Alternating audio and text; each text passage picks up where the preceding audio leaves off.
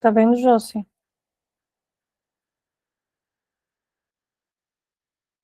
Tá vendo, né?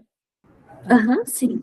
Eu não vou conseguir te ver, tá? Daí, porque eu tô só com uma tela. Mas qualquer coisa tu para e vai me perguntando, tá? Tranquilo, tá? Só abrir o microfone e falar. Bom, vamos falar aqui um pouquinho hoje, né? O nosso encontro 4 vai ser sobre pesquisa salarial e tabela salarial. Resumindo um pouco, já se quiser, a gente quiser voltar a relembrar a parte da descrição de cargos que foi no encontro anterior, tá? Então, falando sobre os fundamentos da pesquisa salarial. Vocês sabem que por ter criado o produto de pesquisa salarial, eu sou muito chata com essa parte de dados, né? E o que eu mais vejo no mercado é isso: pessoas colocando um Excel, colocando alguns números sem saber de onde vieram, qual é o fundamento, qual que é a estratégia, por que esses dados estão ali. Então, a pesquisa, ela é o levantamento estruturado de remuneração, benefícios, práticas, que ele tem uma metodologia definida para comparar o mercado e apoiar decisões, principalmente para a tabela, principalmente quando eu quero montar uma tabela com a metodologia de market pricing, que é entender o posicionamento da empresa dos cargos, né, do mercado, garantir a equidade interna, porque eu olho para os meus salários e olho para o mercado, e também olhar para a competitividade e riscos de retenção. Além do orçamento, né? Como é que eu vou planejar um orçamento de aumentos salariais curto, médio prazo? Ontem eu estava lendo um artigo até da Towers, lá dos Estados Unidos, falando sobre tendências de remuneração, e que eles falam que esse ano os orçamentos eles vão ser mais vamos pensar assim como conservadores, né? Entre 2% e 3% de aumento salarial. Só que os aumentos mesmos estratégicos, eles vão ser olhados, vão ser maiores para cargos estratégicos, né? E não vai ser um aumento para toda a empresa como foram outros anos, tá? Então, o que isso quer dizer? Que eu preciso de uma ferramenta que vai me dizer quais são, né, claro, internamente, quais são os meus cargos estratégicos, para que depois eu consiga trazer os dados de mercado e olhar realmente para quem que eu tenho que dar aumento ou não, tá? A pesquisa, ela não é a curiosidade de quanto pagam, quanto que está todo mundo pagando, ela é um insumo técnico para definir políticas de decisão com menos achismo. Ah, Carol, eu queria saber quanto é que os concorrentes estão pagando. Por quê? Para quê? Eu vou pagar mais do que eles, eu não vou. E se eu descobrir que eles estão pagando 20% a mais do que os meus cargos, eu vou pagar mais do que isso? Né? Eu tenho claro que o meu orçamento vai ser reorganizado, ou eu só quero saber por curiosidade, ou não, eu vou olhar, vou estruturar, vou tomar decisões e vou planejar a área de remuneração com base em dados confiáveis. E aí existem vários tipos de pesquisa. Pesquisas formais e pesquisas que têm metodologias que são, que a gente pode dizer, abertas ou fechadas. Quais são as pesquisas hoje, né? Carreira Miller, Korn Ferry, que era a antiga Rei, a Mercer, Towers, Sim Salarial. O que essas pesquisas querem dizer? Quer dizer que todas elas têm uma metodologia por trás. Korn Ferry, Rei, Mercer, Towers, elas têm uma metodologia de pontos, em que, na verdade, os dados do mercado são avaliados, né, mostrados por pontuação dos cargos. Então, basicamente, eu tenho que ter essa metodologia de pontos, eu tenho que posicionar meus cargos dentro de um sistema de pontuação que eles trazem, e essa pontuação que vai comparar com outras pontuações de outras empresas no mercado, tá? A carreira Miller, eu acho que ela mescla os dois, um pouco de pontos com um pouco com job match. Assim, salarial, por exemplo, a gente faz muito baseado em job match, que significa comparar cargo com cargo, CBO com CBO, cargos similares, descrição sumária, para que eu tenha esse alinhamento do cargo em relação ao mercado, porque não é um sistema de pontos fechado. Todas essas, elas são confiáveis por quê? Porque elas têm regras de coleta, têm um início, meio e fim, elas têm uma validação, elas têm consistência, elas têm tratamento estatístico para garantir todo esse processo, tá? Todas elas têm esses critérios de participação, têm limpeza de dados, possibilitam recortes por porte, setor, região, maturidade da empresa, oferece as descrições de cargos diferentes e níveis. e reduzem o risco de decisões baseadas em dados enviesados, né? Esse é o primeiro processo. Quando tem pesquisas abertas informais, eu tenho que entender que ela é um uso limitado, ela não é um uso para estratégia. Exemplo, Glassdoor, vagas, bancos espontâneos, fóruns, aqueles e-books de Robert Half, Michael Page. Por que ela é informal? Ela, tudo bem, elas servem como um termômetro inicial, elas têm um apoio para uma conversa, mas não são recomendadas como base para política e tabela salarial, porque elas têm vieses da amostra, títulos inconsistentes e pouca validação, tá? O dado aberto, ele contradiz com a realidade interna, ele não conclui, investiga. Então, é mais para usar como uma verdade. Então, vou dar um exemplo de como que pode ser usado. Participei de uma pesquisa. Dificilmente uma pesquisa ela vai contemplar 100% dos cargos da empresa. E aí, vamos supor que eu tenho lá, pesquisei coordenador de marketing, analista de marketing, e agora eu quero um analista de SEO, mídias pagas, enfim. E aí não teve amostragem ou não teve esse dado. O que eu posso usar? Vou olhar esses e-books, essas informações, vou compilar várias também, porque elas são pretensões de candidatos ou de vagas, né? Ou de uma projeção, o quanto que a empresa paga quando fecha a vaga, cada uma também é de um jeito diferente. E aí vou olhar e vou fazer uma média. Ah, Glassdoor diz que é 5 mil, o vagas.com diz que é 4.500, o outro diz que é 6, tal. Vou fazer uma média para ter uma noção do quanto esse cargo vale. Quando eu for olhar no meu grade, na minha tabela salarial, eu vou colocar esse cargo dentro de um grade similar a outro, com responsabilidade, um cargo similar a outro, olhando essa base dessa referência para ver se ela encaixa. Então, na verdade, ela é uma validação quando eu não tenho um dado, mas não posso vou pegar todos os dados do Glassdoor, vou colocar na minha tabela salarial. Isso não pode porque é um dado irreal, ele não é um dado validado. E como que a gente lê, então, uma pesquisa, né? Metodologia, indicadores, para realmente a gente conseguir trabalhar com distribuição de salários, com informações utilizadas. Então, primeiro ponto, a gente fala muito de P25 ou 25 percentil ou o primeiro quartil, que é 25% da amostra, né? Então, aqui vou só relembrar que quando a gente trabalha uma amostra, né, de dados estatísticos, o que a gente faz?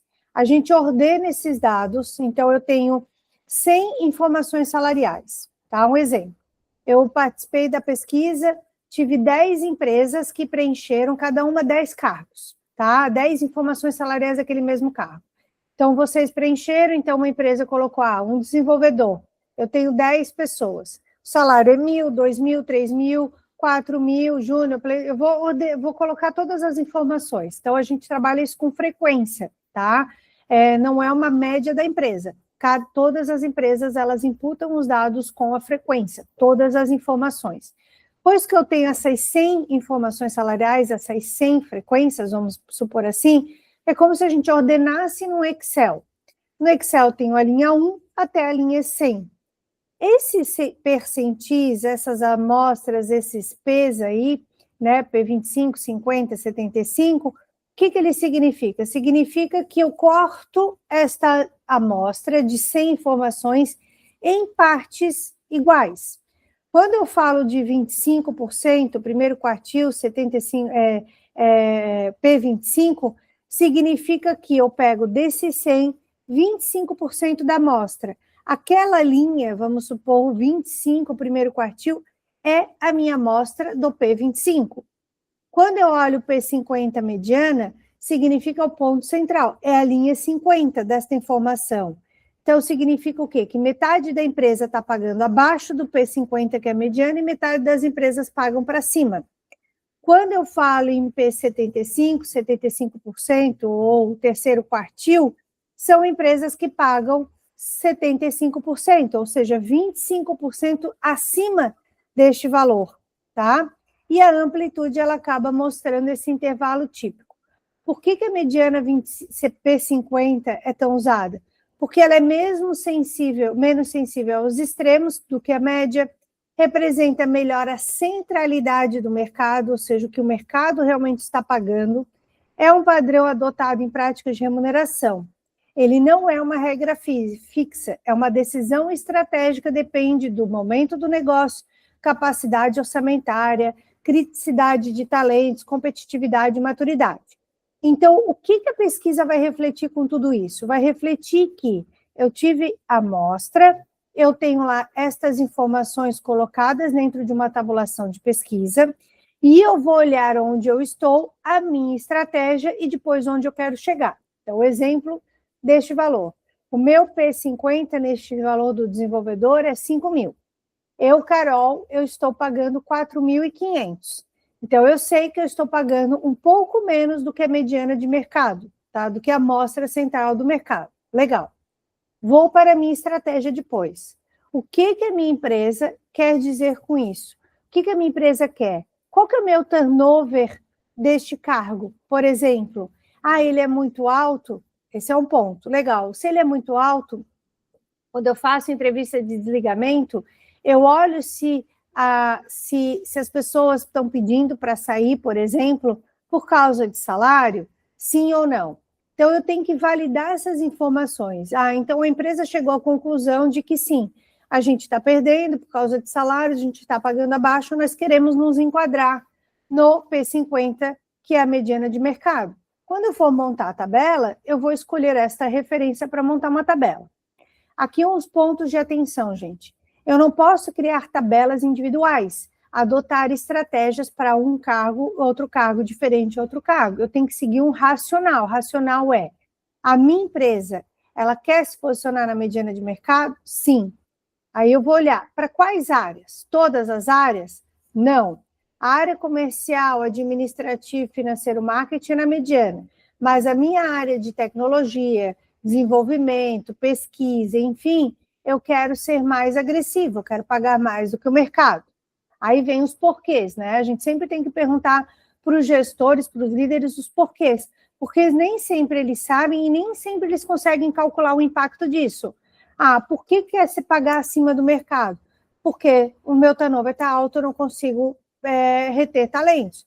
O RH tem como obrigação olhar o cálculo do turnover desta área, olhar o cálculo do turnover apenas desses cargos e validar pelas entrevistas de ligamento se esse é um motivo real ou se é um achômetro do gestor ou do diretor. Esse é um ponto, tá? O outro ponto, né? Não consigo atrair, a tabela está muito baixa. A tabela não é a pesquisa, são coisas diferentes. Eu posso entender que a pesquisa está pagando mediana e que eu entendo que para as minhas vagas, para a minha estratégia, vai ficar muito abaixo.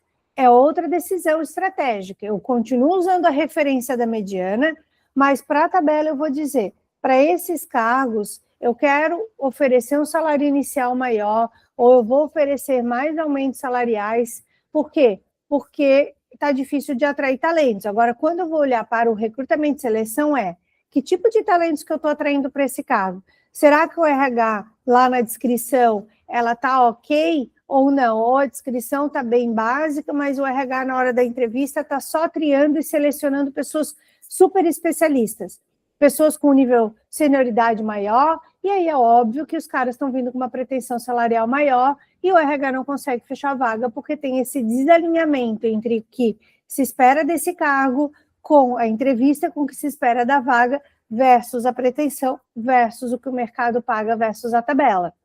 Tudo isso tem que ser alinhado, mas a gente tem que olhar para as raízes, por quê? Porque o poder de olhar para o mercado, olhar para uma tabela salarial e construir é muito alto, né? Eu já tive cases de clientes em que, Carol, vamos botar todo mundo no terceiro quartil, é a nossa estratégia pagar toda a empresa no terceiro quartil. Falei, meu Deus, mas a empresa toda no diagnóstico estava pagando na mediana ou abaixo da mediana. Se eu for enquadrar todo mundo no terceiro quartil, botar numa tabela, eu vou ter no mínimo 20% de aumento da folha. E aí eu estou falando de milhões? E aí a empresa tem esse dinheiro, quando veio o CFO, não, pelo amor de Deus, a gente não tem. Então, uma coisa é ter uma estratégia, mas outra coisa é entender efetivamente números e cálculos de impacto, como isso vai acontecer. Porque senão eu vou aumentar e vou ter um inchaço na minha folha para todo mundo sem refletir realmente a realidade e estratégia da empresa. Então, assim, é muito importante isso. E assim, às vezes eu digo o quanto eu gostaria de disseminar, né, mais esse conhecimento, porque o RH está simplesmente colocando as informações numa tabela, aumentando, sem ter todo esse racional, sem ter todo esse alinhamento, tá? Josi, alguma dúvida até aqui, querida? Oi, não, tudo certo. Tudo certo? Tá, legal, legal. Então, vamos continuando. Deixa eu só olhar aqui, ver se mais alguém respondeu alguma coisa. Não. Tá? Então, vamos lá.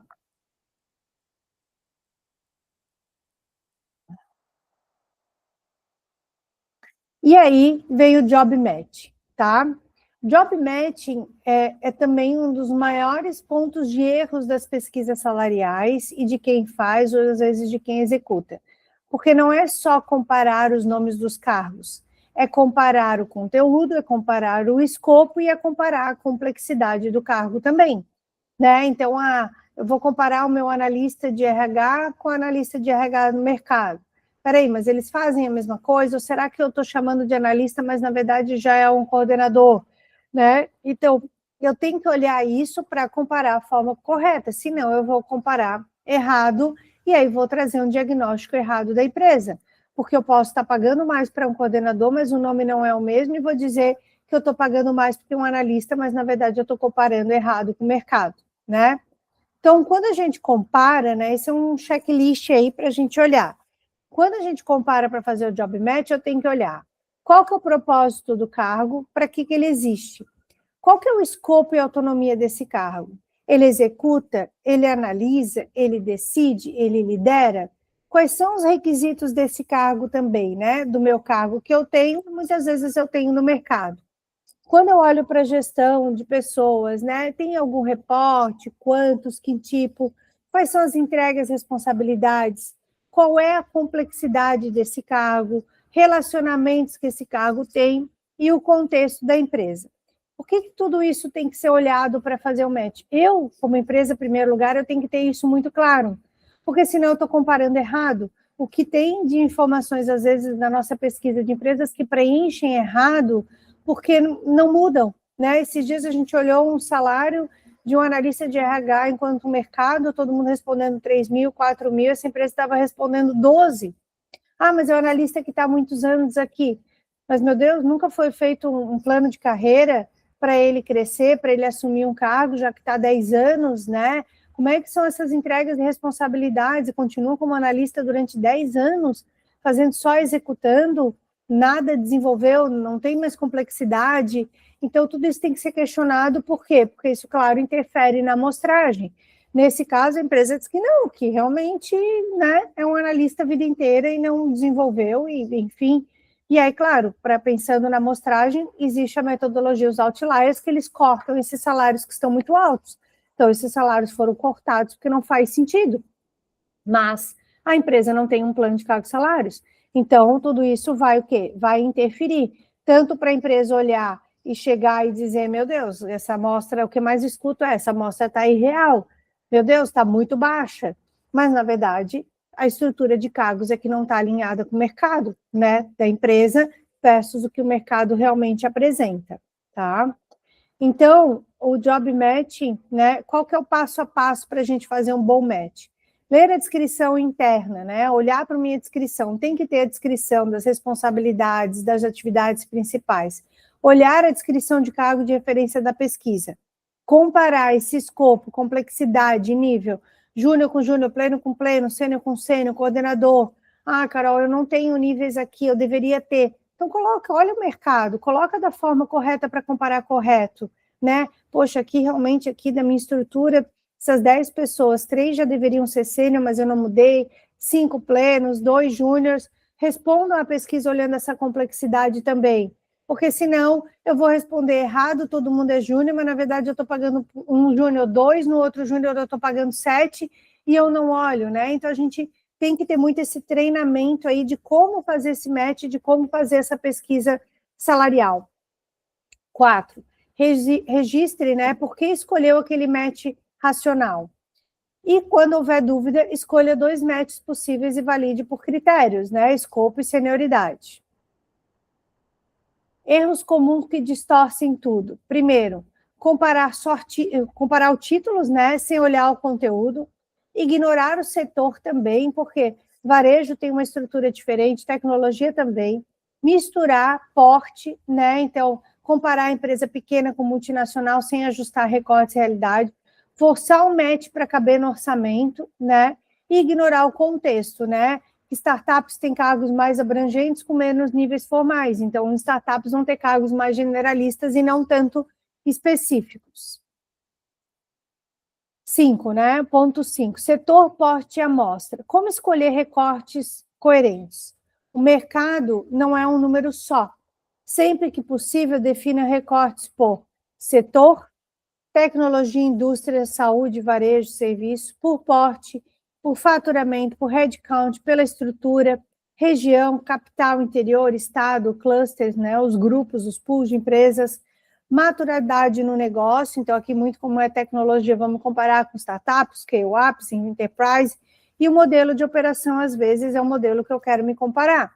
Se eu já defini que eu estou 100% presencial, por que não me comparar também com empresas que eu sei que estão no modelo 100% presencial, para saber se a estrutura salarial está diferente de quem está trabalhando 100% no modelo remoto, tá? Só um pouquinho. A Ju respondeu que o celular está lá na casa dela, tá? Ela acabou de responder. E agora vem a parte de market pricing. Jô, se alguma dúvida aqui? Oi, até agora tudo certo.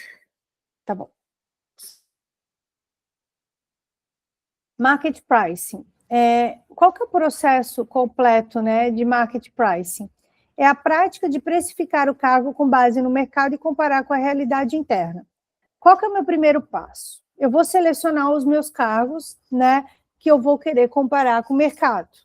Então, aí eu vou olhar para o meu job matching, vou olhar o cargo em relação ao mercado, faço esse cruzamento. Depois, eu vou definir qual que é o meu percentil-alvo. Eu quero pagar mediana, eu quero pagar no primeiro quartil, eu quero pagar no terceiro quartil, percentil 25, 50 ou 75. Depois, eu vou comparar com o salário atual e vou classificar qual que é o gap. O gap de cada cargo que vocês têm. Isso que eu chamo, que a gente faz muito nas empresas, que é um diagnóstico. Que eu vou trazer qual que é o gap. O gap quer dizer o quê? Para este cargo, em relação ao meu percentil-alvo, que é 50%, por exemplo, o meu gap é de 10% abaixo, tá? Ou eu estou pagando 10% acima. Eu tenho que olhar todas essas informações um a um, depois eu posso cruzar com as áreas para saber qual é a área que tem maior gap em relação ao mercado. Eu posso ter estratégia diferente, como eu falei, posso. A área de desenvolvimento eu vou escolher o percentil 50, 75, e as outras áreas o 50. E aí eu vou calcular esse gap também, e depois eu vou ter as minhas recomendações iniciais, ou seja, o que a empresa quer olhando para isso? Ela quer enquadrar, ela não quer enquadrar, ela só quer ver. Ela vai enquadrar depois quando terminar o plano de cargos e salários ou quando trouxer novos cargos. Então, tudo isso é que tem que ser avaliado, tá? Por onde que eu começo a seleção dos cargos, né?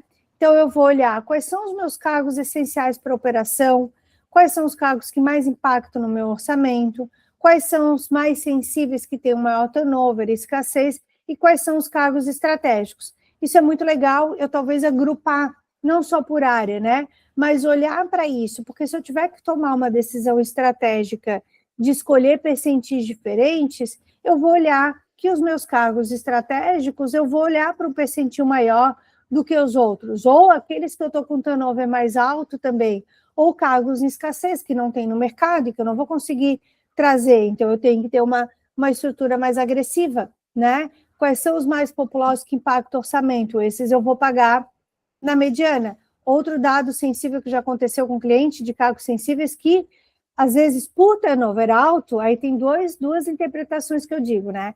Posso ter um turnover alto, mas ser uma área estratégica e eu vou pagar mais, legal.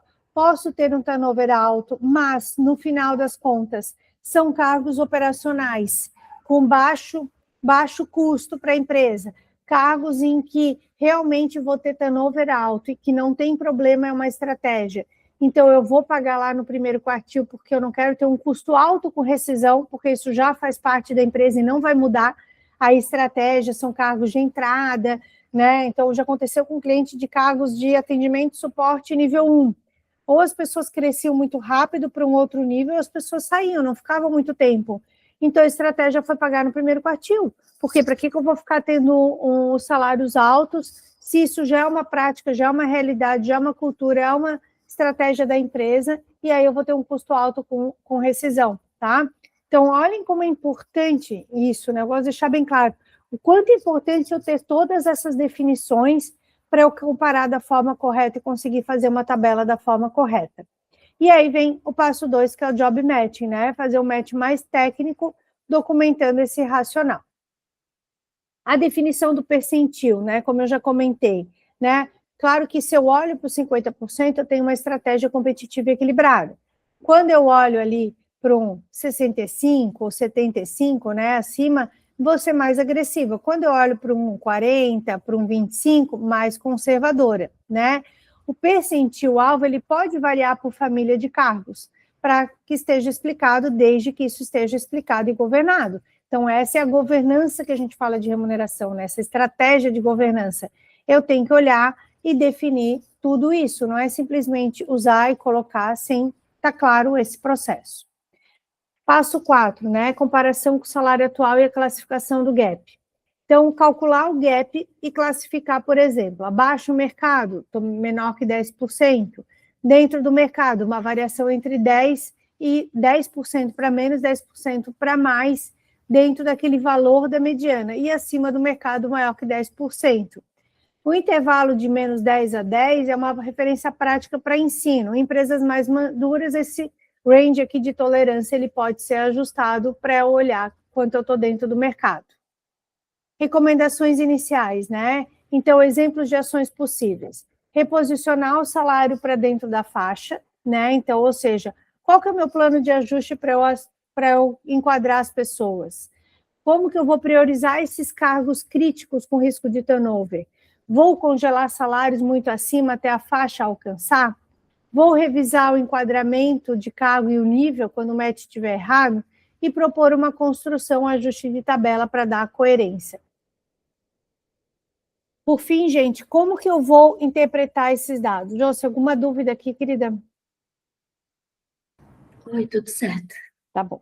Como já participou da pesquisa, talvez, não sei se, né, é mais tranquilo ou se tem muita coisa nova, né, em relação a isso. Essa parte, assim, do percentil, isso tudo eu já vim acompanhando, assim, né, e também das outras vezes que tu fazes apresentações, tu já vai explicando sobre isso? Isso, legal. Mas vamos continuar aqui, então. Como interpretar os dados, né? Para a gente olhar uma linha de pesquisa, perguntar qual é o custo do mercado para esse cargo no meu recorte? A minha empresa consegue sustentar um P50? Se não, qual será o alvo? Esse cargo precisa estar acima mesmo por escassez, criticidade? Existe variação relevante por setor que explica essa diferença interna? Qual o risco de perder talentos? Qual o risco de sobrepagar e gerar distorção interna? Esse desvio é de match ou nível errado? Tudo isso, gente, é muito importante para eu tomar as decisões. Se eu não tiver essas perguntas, essas respostas, eu não vou conseguir interpretar. Sempre digo, um dado não é só ele puro, aquele número. Ele tem muito mais coisas envolvidas para eu olhar, para interpretar realmente essas informações, né? Aqui trouxe alguns exemplos aqui, né, sugestões, né, casos fictícios aqui. Então, primeiro, né, eu tenho um case que é abaixo do mercado, que eu tenho um alto risco de turnover, né? Salário atual 3.800, P50 do mercado 5.000, qual que é o gap aí de menos 24%? Qual que é a minha leitura? Eu posso ter um forte risco de perda, insatisfação, se houver um mercado aquecido, né? Case 2, quando eu olho para o coordenador de marketing, o salário está 12.000, o meu P50 está 8,50, eu estou mais de 41% acima do mercado. Pode indicar uma promoção acelerada, um match errado, distorção, risco de inequidade interna. Por que ele está ganhando muito mais do que o próprio mercado? Tempo que a pessoa está lá, a pessoa foi promovida, né? E o outro caso aqui é quando eu tenho aqui uma variação de menos 4% e que está ok, né? Dentro do mercado que está algo estável, tá? Bom, agora a gente vai para a tabela salarial. Depois de olhar, de ter todas essas definições de estratégia, o que eu preciso olhar, né? A tabela salarial ela é uma estrutura de faixas que tem um mínimo, meio e o máximo organizada por grades ou bandas que serve para coerência no crescimento, eu tenho que dar uma coerência para o crescimento salarial da empresa, dos cargos. Apoio a movimentações, eu vou apoiar promoções e movimentações. Equidade interna, reduzir essas distorções, aumentar a equidade. Orientações e contratações com critérios de gestão orçamentária. A tabela ela não serve para engessar, mas sim para criar referências e regras claras. Quais são os componentes de uma faixa salarial, de uma tabela salarial? Eu tenho que ter o mínimo, que é o piso ou o valor mínimo de entrada da posição inicial dessa faixa. Eu vou ter um teto, que é o máximo, ou seja, qual que é o meu topo dessa faixa. Eu vou ter uma mediana, que é o midpoint, que é referência do mercado ou percentil alvo, né? Então, ou é a mediana, ou é o 75%.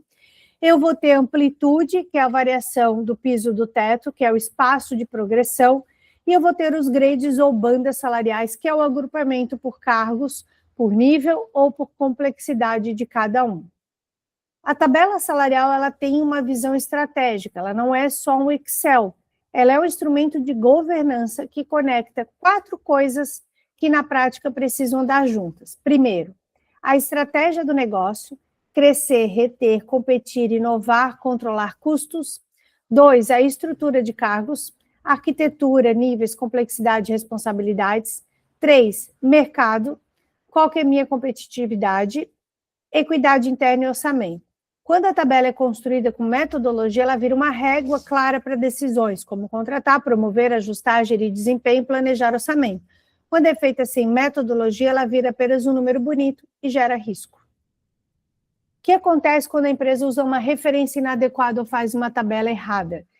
Quando a empresa escolhe uma pesquisa ruim, mal recortada ou monta faixas sem critérios, os impactos aparecem rápido, quase sempre em 3 frentes. Primeira, impacto financeiro e de orçamento, ou seja, a folha cresce sem controle, porque cada área negocia salário sem referência consistente. A empresa cria distorções que exigem correções claras depois. Promoções e ajuste viram reação, não planejamento. O orçamento anual vira chute, porque não existe trilha de progressão e de posicionamento. Quando eu olho o impacto de pessoas, que é o segundo ponto, né? Eu estou falando de retenção, engajamento e de clima. Profissionais abaixo do mercado começam a receber propostas, turnover aumenta. Quem está acima do mercado gera desconforto interno. Por que está ganhando isso? A percepção de justiça cresce, equidade interna fragilizada. O RH pede credibilidade porque cada decisão parece caso a caso e sem regra. E aqui tem um grande impacto também, que eu acho que é a parte de gestão, né? Os gestores, quando eles não têm conhecimento desse processo, eles simplesmente batem na porta do RH e pedem aumentos, pedem aumentos, pedem aumentos. Dizem que a tabela está baixa e onde tem critérios, mas eles não conseguem definir, né? E aí aqui vem esse impacto aqui da gestão, que é liderança e cultura, que é o apagar incêndio. Então, o gestor usa o salário como uma ferramenta para apagar incêndio, em vez de gerir realmente a performance. A cultura da negociação, então a empresa vira uma cultura, quem negocia melhor ganha mais e não quem entrega e evolui. E a falta de clareza, né? A carreira pede clareza, as pessoas não entendem o que precisam fazer para crescer. Então, a tabela salarial errada, ela não só dá trabalho, mas ela cria risco financeiro, turnover e de justiça interna, e isso vira um problema estratégico na empresa. Aqui um quadro visual, né, dos erros e acertos na construção da tabela, né? Então, aqui para deixar bem claro como que fica. Então, trouxe aqui vários temas que eu acho que é super legal trazer essa clareza, que é o que o mercado precisa, né? Então, quando eu olho fonte de dados, quando eu tenho uma tabela com erros, né, eu uso dado aberto, solto. Quando eu uso metodologia, eu uso uma pesquisa formal com recortes coerentes. Consequência, eu evito distorções, decisões. No achismo, quando eu faço job match, o erro bate sem, né, pelo nome do cargo. Quando eu acerto, comparo escopo, nível, complexidade. Isso evita nivelamento errado, que é júnior versus sênior. Quando eu faço um recorte de mercado, misturo setores, portes, eu não tenho metodologia. Quando eu faço com metodologia, eu defino setor, porte, região, e maturidade. Mercado passa a ser comparável. Percentil-alvo. Sem metodologia, escolhe o P75 porque é melhor. O acerto define o percentil pela estratégia de orçamento e a consequência, a competitividade sustentável. Quando eu olho para o midpoint mediana, o erro sem metodologia, cada área define o valor. Quando eu olho com metodologia, o midpoint é uma regra. Isso tem coerência e governança. Quando eu olho amplitude aleatória igual para todo mundo, é um erro. Quando eu olho com metodologia, eu posso fazer uma amplitude por grupo operacional, posso olhar a estratégia, eu tenho uma progressão saudável. Quando eu coloco a metodologia de grades, né, eu crio muitos grades para caber todo mundo, essa é sem metodologia. Com metodologia, eu vou criar grades suficientes e simples para ter uma gestão mais clara e aplicável. Sobreposição. As faixas cruzam sem lógica. Quando eu tenho uma sobreposição, uma metodologia, ela é controlada e progressiva. Isso faz carreiras e promoções com sentido. Quando eu olho para enquadramento, né, sem metodologia, eu ajusto salários para caber na faixa sem critério. Com metodologia, eu vou definir as regras de posicionamento e movimentação. E, consequência, evita injustiças e jeitinhos. E a governança, né, a tabela vira um arquivo parado, sem metodologia. Com metodologia, a tabela vira política aplicada e revisada. E o RH ganha consistência e credibilidade. Acho que esse quadro consegue resumir exatamente quando eu faço uma tabela sem metodologia, quando eu faço com metodologia, qual que é a consequência prática de utilizar uma metodologia adequada em todos esses pontos, tá? Ficou claro aqui, Josi? Sim, uhum. Que bom. Então, ela não é só um documento, ela é um sistema de decisão, e se o sistema estiver errado, a empresa paga a conta em dinheiro e em pessoas. Sinais de alerta para uma tabela problemática, né? Quando eu tenho salários, muitos salários fora do piso ou do teto, seja para cima ou seja para baixo. As faixas sem progressão lógica, exemplo, o teto do júnior muito próximo do teto do pleno. Quando eu tenho diferentes grades para cargos equivalentes entre áreas sem justificativa. Promoções que viram aumento automático sem mudança real de escopo. Contratações acima do teto para conseguir fechar as vagas. Cada gestor tem a sua tabela, né? Uma paralela informal, ele paga o que ele quer, ele define o que ele quer, e o RH não consegue explicar o racional em 2 minutos, né? Ou seja, não sei como foi feito, não sei como é que está esse processo, e aí simplesmente a tabela está sem pé nem cabeça. Como evitar colocar qualquer dado no Excel, gente? O Excel aceita qualquer número, o que ele não garante é coerência, comparabilidade e estratégia.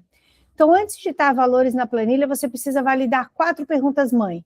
Meu match está correto, escopo e nível? Meu recorte é comparável? Setor, pote, região? Meu percentil-alvo tem lógica estratégica? Minha faixa conversa com a estrutura interna? Essas são as perguntas para eu conseguir montar a tabela. E agora a gente vai construir, eu vou mostrar uma tabela passo a passo em alguns videozinhos para trazer essa coerência para vocês ficarem claros.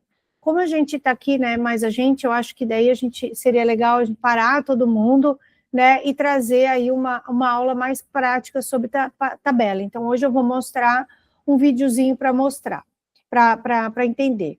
Então, hoje a gente tirou a pesquisa do lugar do número, né, e trouxe uma decisão, resumindo um pouco sobre a pesquisa, o que é, e a tabela vai transformar os dados, tá? Vou entrar aqui no videozinho e comparar e compartilhar aqui essa guia, tá? Deixa eu trazer aqui. Josi, eu vou mostrar aqui a tabela, tá? Em passo a passo e eu vou explicando, tá? Aqui também tem uma parte da tabela, conceitos. Bom, vou começar aqui. Tá vendo, Josi, aqui o modelo da tabela? Ops. Sim, uhum. Bom, aqui eu trouxe um exemplo de tabela, né, mostrando o que é uma amplitude, os grades, né, as faixas salariais, e quando eu uso ali o 100%, que é o midpoint ou a mediana do mercado, que é o P50, se eu escolhi como estratégia, né, o 100% é o midpoint. Midpoint eu escolho se eu uso 50% como referência ou 75% de acordo com a minha estratégia. Então, a amplitude da faixa consta os steps salariais. Os steps formam um conjunto de remuneração que compõe cada grade. Os salários variam conforme a maturidade. Então, aqui eu tenho um grau de amplitude de 50%. Tenho 5% entre níveis. Isso é, entre as faixas, na verdade, né, os steps. Isso é prática de mercado? Sim e não. O que vai variar aqui? Depende do meu orçamento. Como é que é a política hoje de aumento de vocês? Quantos por cento de aumento vocês dão? Ai, Carol, a gente dá no máximo 3% de aumento, e se é muito talento, eu dou no máximo 6%. Então, façam ali os steps em 3%. Talvez eu tenha que montar um grau de amplitude maior para ficar com um mínimo e um máximo um pouco mais adequado. Ah, não, Carol, 5% é muito pouco. A empresa, quando vai dar um aumento por mérito, né? Porque quando a gente fala de horizontal, a gente está falando por mérito. Ela dá um aumento de 10%, 5% é muito pouco. Então, façam de 10% e aí coloque mais steps salariais. Tudo isso vai depender da estratégia de aumento e de orçamento de vocês, ou seja, o que vocês querem realmente alinhar com esse processo. Aqui a gente trouxe um ponto ali, fator, tempo, desempenho, que no início, quando eu faço essas movimentações de 80 para 85, acaba sendo, porque a pessoa está 3 meses na empresa, a pessoa está 1 ano, está tendo um bom desempenho, então ela tem o seu aumento dentro dessa faixa. Quando eu olho, né, fator para cima depois da mediana ali, que eu já cheguei no meu nível pleno de atendimento, aí eu vou olhar desempenho, que realmente só o mérito vai fazer com que eu tenha aumentos salariais aqui. Se é uma vez por ano, se é cada 6 meses, tudo vai depender da política de governança da empresa, a política de aumentos salariais que a empresa quer trazer. Alguma dúvida aqui, Josi? Por enquanto, não. Então, vamos lá. Aqui falando de métodos estatísticos, né? Ao comparar os valores no mercado, o método de modelagem mais eficaz utilizado é a análise de regressão. A análise de regressão é uma técnica estatística que mede a relação entre 2 ou mais variáveis. O resultado de uma regressão é uma equação, que pode ser linear ou polinomial, que define uma linha de melhor ajuste através de dados, ou seja, minimiza a distância entre a linha dos salários e os grades. Exemplo prático de construção de uma tabela salarial. Uma tabela salarial pode ser construída com base em uma metodologia por pontos ou diretamente por dados de mercado, que é o que a gente fala de market price. Sobre a metodologia de pontos. A empresa ela vai estabelecer critérios de avaliação dos cargos para classificar os mesmos, onde cada requisito fornece uma quantidade de pontos para cada cargo. Com os resultados dessa avaliação dos cargos, eles são classificados em grupos chamados das bandas ou dos grades ali.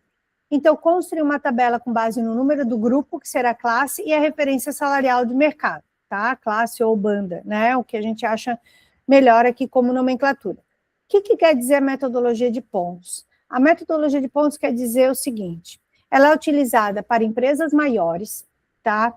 Empresas em que precisam mostrar o quanto um cargo vale mais do que o outro, empresas em que precisam trazer mais objetividade para os critérios de avaliação desses cargos, ou seja, eu tenho toda a minha área de desenvolvimento, né? Então, eu vou avaliar o desenvolvedor como o nível de complexidade das entregas, eu vou avaliar o desenvolvedor como um cargo em que tem, confiabilidade nas informações, eu crio alguns critérios, eu pontuo esses cargos, tá? E aí, por exemplo, para esse cargo, a pontuação do desenvolvedor é 100, para o outro cargo, a mesma pontuação é 80, porque mudou a complexidade desses cargos.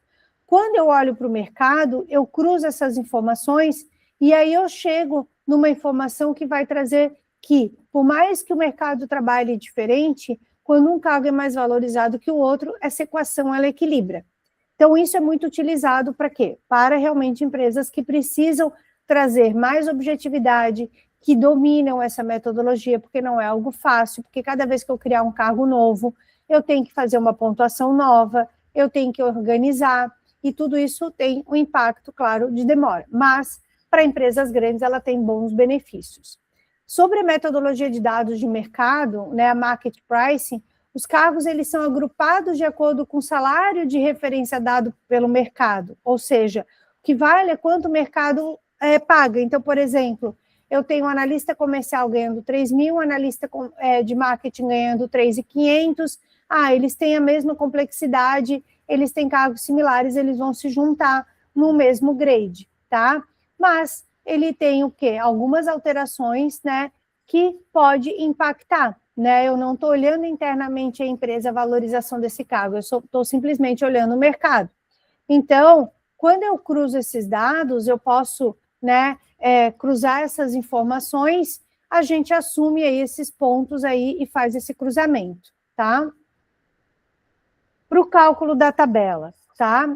Quando eu vou definir a estratégia e organizar os resultados, né, essa é a primeira etapa. Então, primeiro, quando eu vou realizar esse diagnóstico, que eu vou entender com quem que eu quero me comparar, que é esse posicionamento. Mediana, primeiro quartil, terceiro quartil, ou P25 ou P75. Eu vou organizar todos os cargos e suas carreiras com os valores da estratégia escolhida. Ou seja, eu vou pegar um Excel, vou pegar todos os meus cargos, vou pegar todos os salários dos meus cargos, né? E aí, se eu tenho 10 pessoas no salário, no cargo de desenvolvedor, eu vou comparar tudo para ter a média desses salários da minha empresa e vou criar uma outra coluna, usando esse posicionamento. Eu peguei o mercado lá, pesquisa da Sim Salarial, vou usar a mediana para todos os cargos, num recorte de porte de empresa ou região, enfim, e vou trazer para uma outra coluna do Excel toda essa mediana de mercado. E aí, lembra que tem lá que eu ensinei antes, qual que é o meu gap em cada um, para eu ter uma ideia do meu gap, dessa mediana com o valor do mercado. Aqui depois, então aqui é um modelo, como que eu vou fazer? Então, eu vou botar o meu cargo, vou botar o valor da pesquisa da estratégia. Posso colocar uma outra coluna aqui com os meus valores da média salarial da minha empresa, né? Os meus valores, quanto que é a minha média dos salários de inside sales, assistente comercial, analista comercial. Segundo passo, eu vou definir os grades, considerando o maior de acordo com os valores da pesquisa. Então, o que eu faço? Vou ordenar em ordem de menor para o maior, tá? Os cargos, os valores dos salários.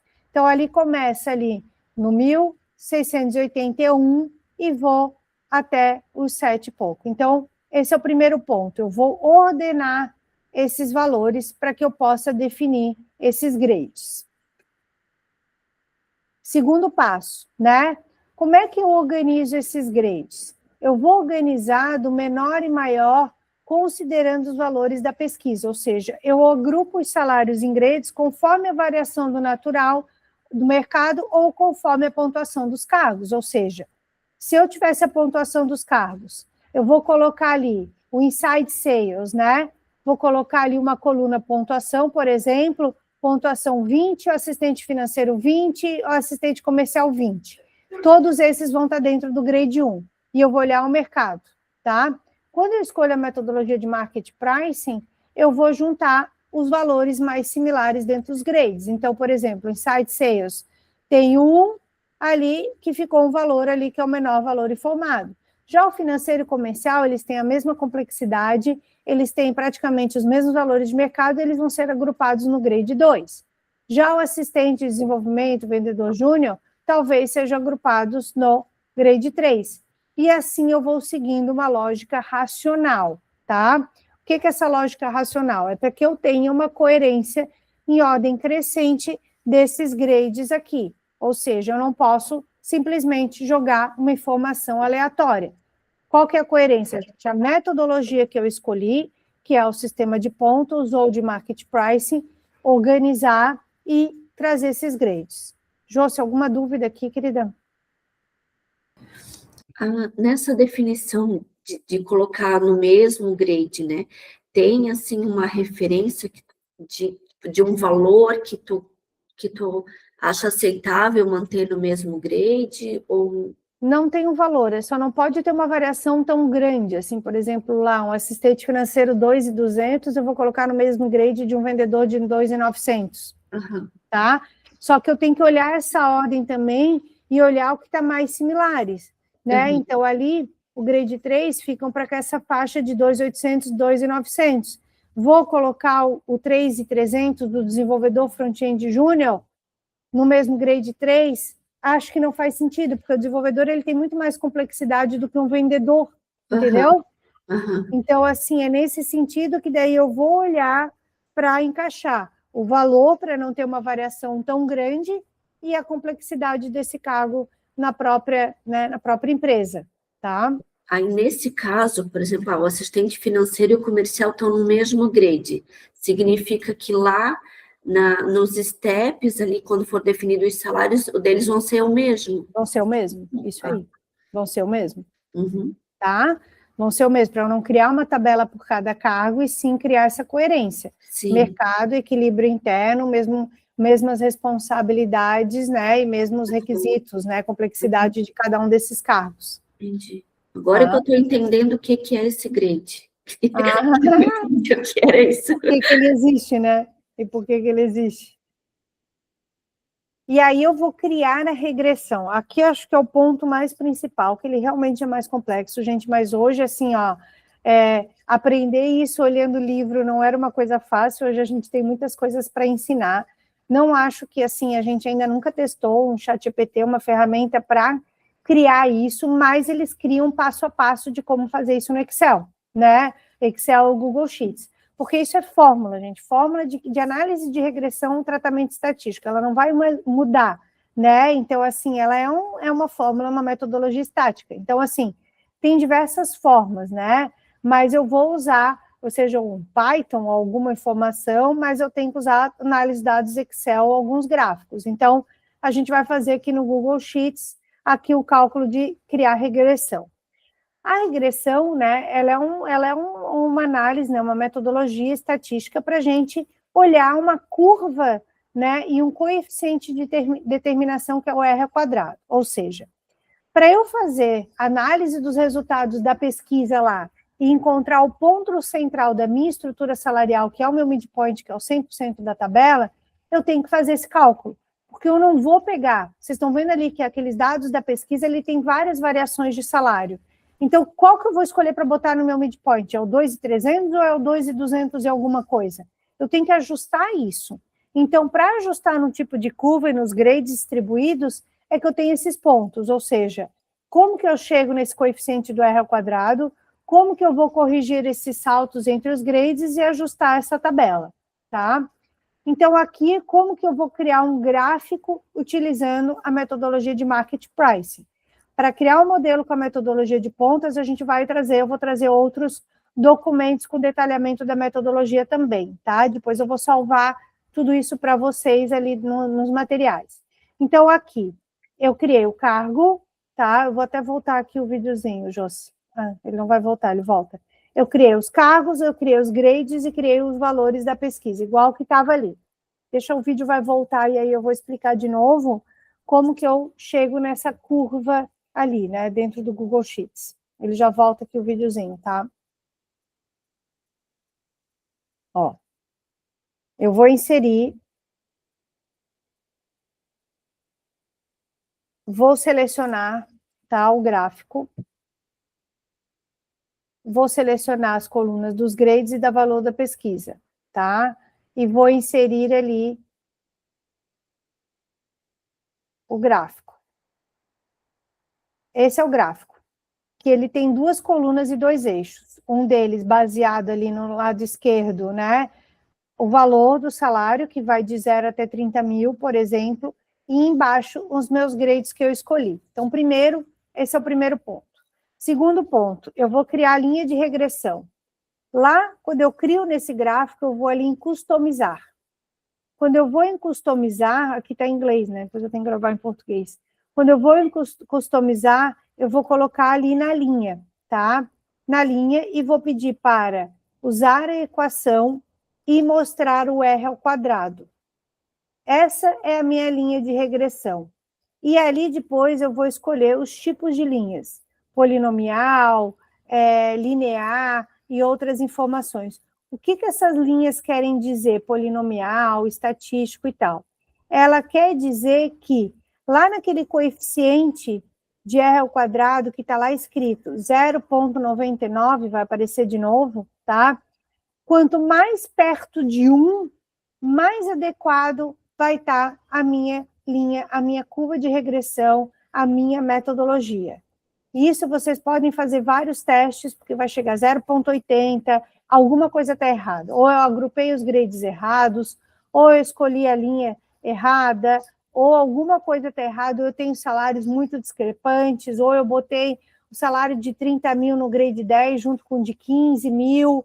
Então, tudo isso ela mostra que alguma coisa está errada. Esse R ao quadrado perto de 1 que está ali, 0,995, quanto mais perto de 1 significa cada vez mais que a minha metodologia da minha tabela, ela está correta, tá? Isso depois eu vou trazer alguns materiais que vão explicar bem passo a passo. Aqui o vídeo é mais visual, né? Para mostrar, porque esse vídeo ele vai ficar gravado nesses videozinhos como conteúdo para vocês depois. E claro que se a gente, né, quiser aí todo mundo, né? Daí o ideal é que seja todo mundo, a gente pode fazer um exercício só para ensinar a tabela, cada um pegar seu computador e fazer esse cálculo, né? Daí eu tenho a Milene, que hoje é a pessoa estatística responsável aqui na Sim Salarial, e ela que faz toda essa análise, todo esse cálculo. Então, eu gosto de trazer ela, porque é ela que faz todas as tabelas, né? Já fiz muito, mas hoje ela está tão experiente nisso, em Excel, em Google Sheets, que ela vai conseguir trazer muito mais as dúvidas técnicas para vocês, tá, Josi? E aí, aqui depois, eu tenho uma equação, né? Com essa equação aqui, eu vou chegar no meu 100% da tabela, tá? E aí, o meu 100% da tabela, que vai do grade 1 que eu coloquei, e aqui a variação entre cada um dos grades, para no final, eu trazer para cá. Então, aqui está o meu 100% da tabela, que eu coloquei todas essas informações aqui dos grades, né? Do valor dos salários, junto com os grades aqui. Então, pode ver, 1.700 e pouco, 1.783, 2.402.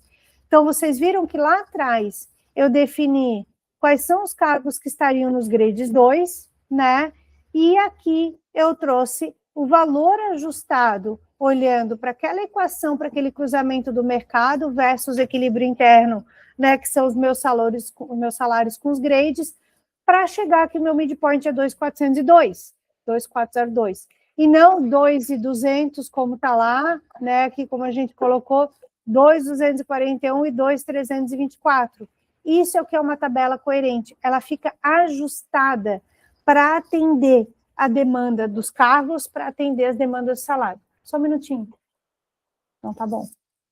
Tá azedo isso aqui. Esse já passou do tempo, esse bolo. Tá?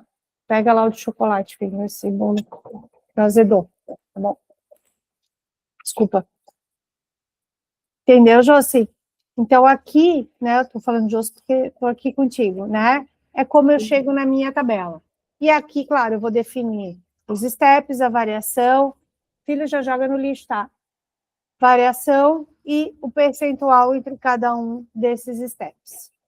Alguma dúvida, Josi? Isso aqui é prática, tá? Se pegar bem certinho esse passo a passo, vocês vão conseguir fazer a tabela bem certinho. É pegar o vídeo, pegar o Google Sheets, o Excel, e fazendo as fórmulas e ir testando. E aí, quando testar, realmente vai fazer sentido, tá? Uma dúvida, pelo que, quando mostrou ali os cargos, né, tinha alguns que estavam especificados, que eram júnior, né? Aí, isso ali, ó, júnior, tem uns que são pleno, outros são sênior, né? Então, esse nivelamento de senioridade, ele também vai estar em grade diferente. Vai estar. Aí aqui isso. Aí eu tenho duas, eu vou mostrar depois aqui um exemplo da tabela, uma tabela real, né? Eu posso fazer essa referência, essa pesquisa aqui, fazer isso, ou eu posso escolher, por exemplo, aqui, que no grade 3, automaticamente está um nível pleno, por exemplo. Aí eu vou automaticamente botar o júnior no grade 2 e o sênior no grade 4. Entendi. Tá? Porque aqui, ó, o que é muito importante, né? Eu estou fazendo aqui uma análise da empresa dos valores que eu tenho hoje na folha de pagamento.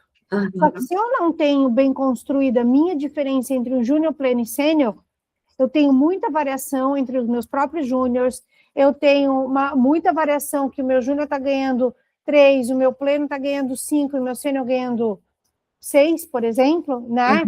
Quando eu não tenho isso correto, a minha sugestão é não usar os níveis de senioridade para comparar, tá? Pegar e juntar tudo por um nível só. Eu vou fazer a média de todos os meus desenvolvedores front-end, independente se é júnior, pleno e sênior, e eu vou comparar com o mercado sem o nível de senioridade também, tá? Então, eu vou comparar essas duas informações. Quando eu comparo essas duas, ok, eu cheguei no valor médio de mercado sem nível de senioridade, aí depois eu jogo o júnior para baixo e o sênior para cima, tá? Entendi. E se eu já tiver definido, né, júnior, pleno e sênior, mas, por exemplo, nesse momento eu não tenho sênior, eu só tenho júnior e pleno. Para fazer essa tabela, eu só uso os cargos atuais ou eu já posso fazer de tudo?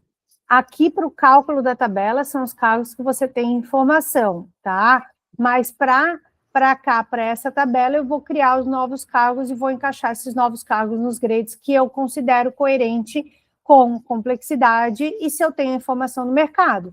Então, por exemplo, vai até surgir cargo novo. Exemplo, eu tenho analista de RH, agora eu vou criar um cargo de analista de remuneração. Eu não tenho hoje, mas eu vou olhar que o analista de RH ganha 5 mil no mercado, por exemplo, e na minha empresa também, tá ok, o RH está aqui no grade 5, né?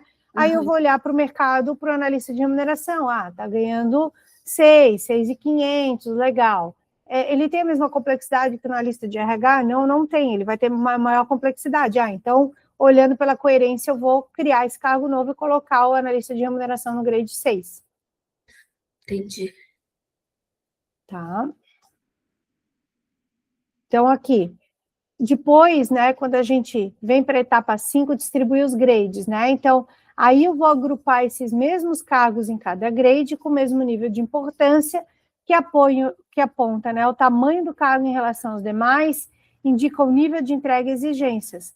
Os grades são inseridos nos cargos seguindo uma análise de valores e estratégia escolhida, média de remuneração atual, área de atuação, trilha de carreira, que cabe ressaltar que os grades não são confundidos com níveis, áreas ou setores, pois cargos de diferentes setores podem pertencer ou não ao mesmo grade. Nem todo analista júnior de todas as áreas vão estar no mesmo grade, alguns podem estar no 14 ou no 15, outros no 16. Vai depender do mercado, vai atender também a complexidade desse cargo dentro da empresa, né? E aqui para a gente ter, né, realmente eu gosto dessa triangulação aqui, que é olhar para a tabela, né? Olhar para mercado, orçamento e equidade eterna, né? O grade correto. Com isso eu consigo ter realmente uma tabela ajustada, tá? Como que a gente mantém a tabela salarial, né? Ela é um instrumento vivo. Então, eu não vou mexer, né? Quando mexer e quando não mexer. Quando eu faço uma revisão anual, que eu olho para o mercado, quando eu olho famílias quentes, que o mercado tiver acelerado, e de forma alguma eu uso o dissídio para aumentar a tabela. O dissídio corrige o salário das pessoas, mas ele não corrige a estrutura.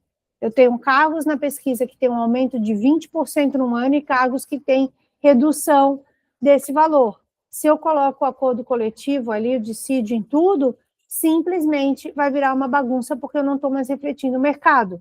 O acordo coletivo é das pessoas, tá? Tranquilo aqui, Josi? Bom, deixa eu pegar aqui.